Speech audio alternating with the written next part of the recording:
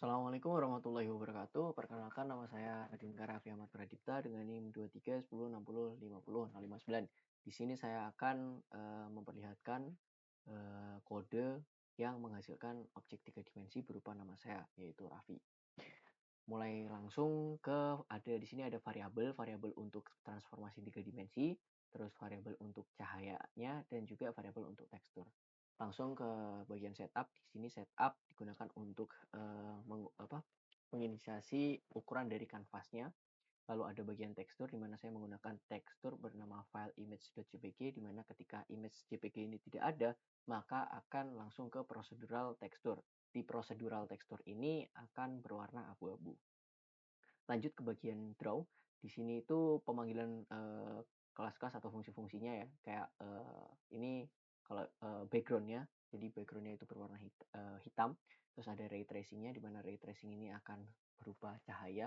Ketika ray tracingnya itu mati, maka hanya akan menghasilkan ambient light berwarna redup gitulah. Nah, terus di sini tuh transformasinya serta pemanggilan objek 3 dimensinya. Lanjut ke bagian plus draw 3 dimensi Raffi. Di sini itu ada ketika teksturnya on, maka warna tintnya itu akan menjadi putih. Jadi diharapkan ketika teksturnya itu on, si teksturnya itu terlihat jelas gitulah. Kalau misalkan mati, ya sesuai dengan warnanya. Lalu lanjut ke bagian ini, menggambar setiap huruf dengan posisi berbeda. Jadi karena misal di sini itu ada 4 huruf, maka ini di sini itu digunakan untuk kayak posisi dari hurufnya itu. Jadi posisi dari objeknya, R itu di mana, A itu di mana, F itu di mana, dan I itu posisinya ada di mana.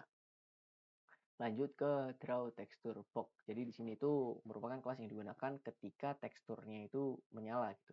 Jadi di sini itu parameternya WHD, di mana WHD itu merupakan weight, height, dan depth atau XYZ gitu. Jadi nantinya si tekstur ini kayak nempelnya tuh di mana gitu loh. Jadi di sini ada vertex vertex untuk sisi depan. Jadi di sini itu untuk sisi kiri bawah, terus sisi kanan bawah, terus ini sisi kanan atas, terus ini sisi kiri bawah, kanan atas, terus kiri atas. Ya, ini digunakan untuk sisi belakang, sisi kanan, sisi kiri, sisi atas, sisi bawah. Jadi biar si teksturnya ini tahulah posisinya itu ada di mana.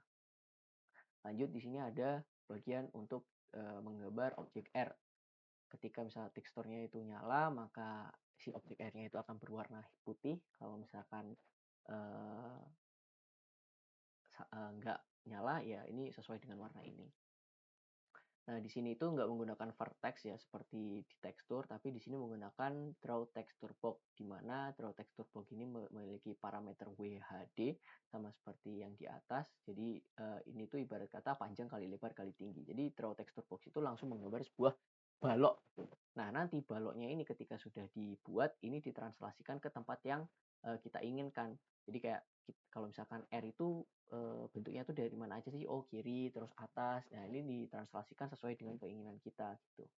Sama untuk objek A itu seperti itu juga. Bedanya itu ya hanya di ukuran dari baloknya dan penempatannya. Seperti itu. Sama juga untuk F dan I.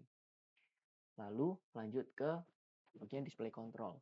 Nah, di bagian display control ini sebenarnya itu hanya sebuah legenda atau kayak panduan-panduannya gitu.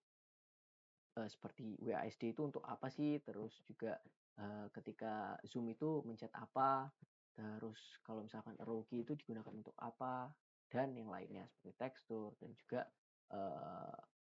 si cahayanya atau ray tracingnya seperti itu. Nah, setelah itu ini ada bagian key press. Nah, kalau misalkan di bagian display control itu hanya sebagai tulisannya kayak untuk penampilkan, nah apa ya, cara penggunaannya atau kayak teknik ya itunya tuh ada di bagian key press di sini. Jadi kalau misalkan kita menekan WASD key A itu ternyata untuk rotasi. Nah, itu ada di bagian key press ini.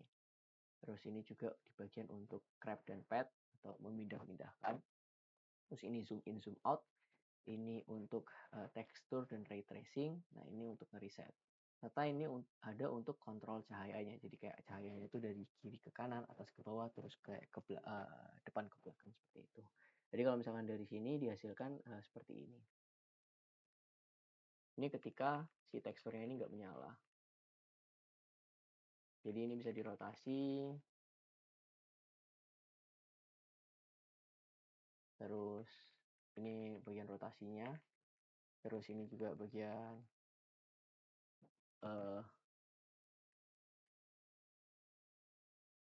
bisa digeser-geser kayak ini. Terus juga ini untuk teksturnya ketika menyala.